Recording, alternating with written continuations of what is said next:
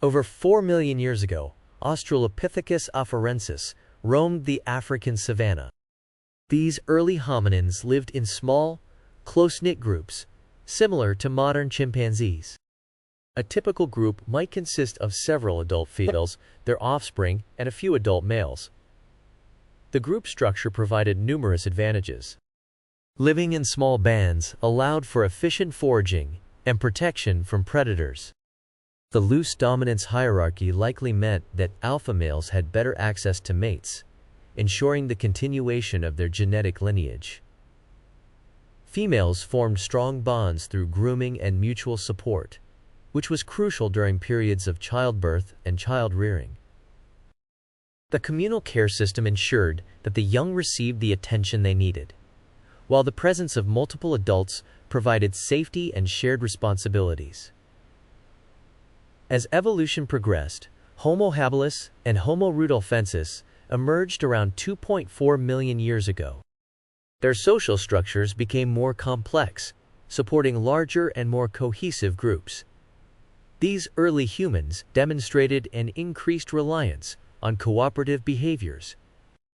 Sharing food and using tools collectively, they fostered a sense of community and interdependence.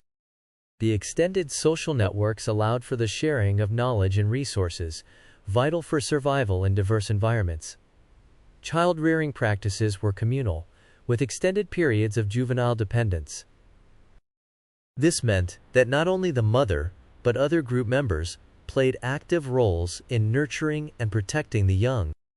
The division of labor based on sex and age became more pronounced, optimizing the group's efficiency in resource gathering. Moving forward to Homo erectus, around 1.9 million years ago, we see even more sophisticated social structures. These early humans lived in larger groups with clear dominance hierarchies, but cooperation was key.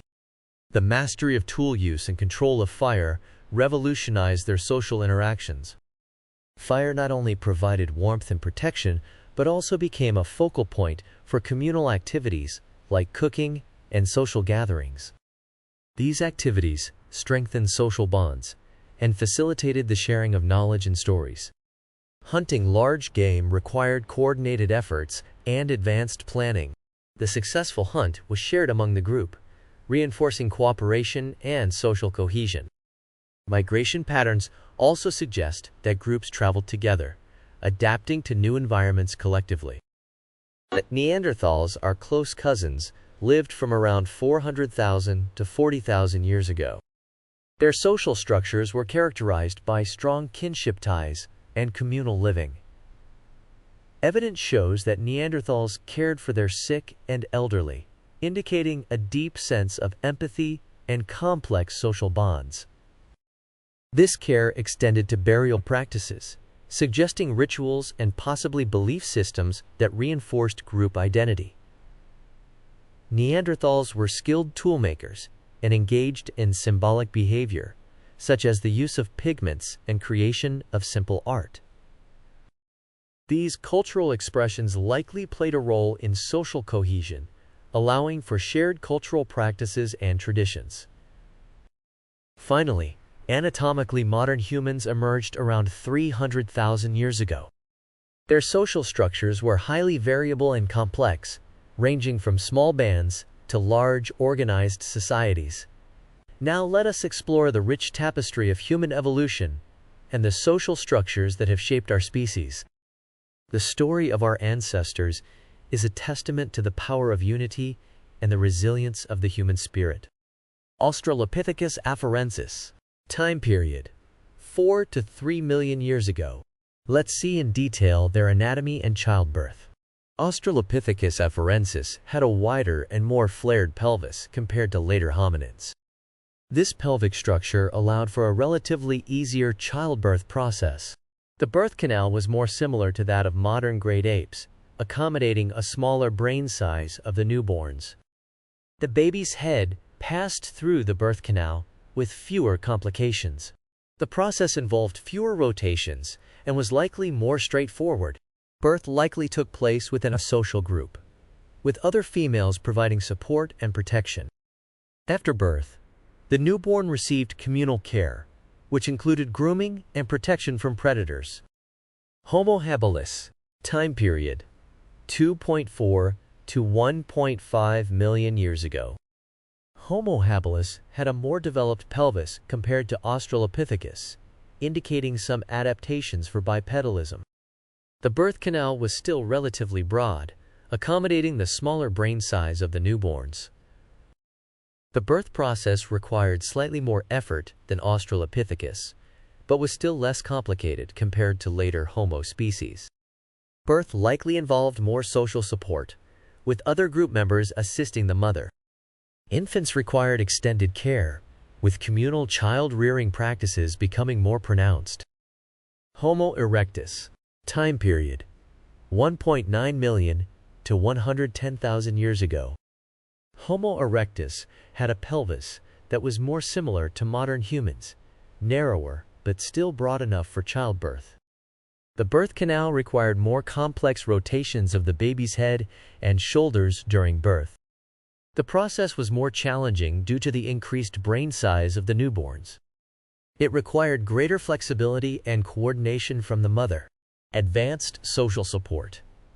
Birth involved significant social support, with other females and possibly males assisting in the process. Postnatal care.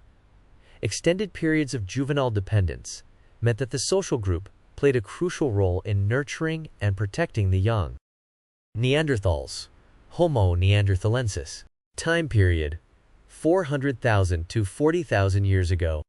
Neanderthals had a wider pelvis compared to modern humans, which allowed for the birth of larger-headed infants. The birth canal was still demanding, requiring complex rotations of the baby's head and shoulders. The process was arduous but manageable, with a slightly higher risk of complications compared to Homo erectus. Evidence suggests that Neanderthals may have practiced midwifery-like behaviors, with experienced females assisting during birth. Infants were cared for extensively by the group, with strong kinship ties, ensuring that the young were well protected and nurtured. Anatomically, modern humans. Homo sapiens. Time period: 300,000 years ago to present. Modern humans have a narrower pelvis adapted for efficient bipedal locomotion, which complicates childbirth. The birth canal requires multiple rotations of the baby's head and shoulders, making the process highly intricate. Childbirth is notably challenging due to the large brain size of human infants. The process involves significant pain and a high risk of complications. Extensive social support, including midwifery, is crucial during childbirth. Other women, often experienced mothers, assist the birthing mother. Extended family members and the broader community play active roles in childcare, ensuring the well-being of both mother and child. Various cultural practices and rituals surrounding childbirth have developed, reflecting the importance of social support and community bonds. The evolution of childbirth in our ancestors reflects a complex interplay of anatomical adaptations and social behaviors. As brain size increased and bipedalism became more efficient, childbirth became more challenging, necessitating greater social support and cooperation. From the relatively straightforward births of Australopithecus afarensis to the complex and socially supported births of Homo sapiens, the journey of bringing new life into the world has been a pivotal aspect of human evolution. If you liked this video, give a thumbs up. Thanks for watching The Science Magicians.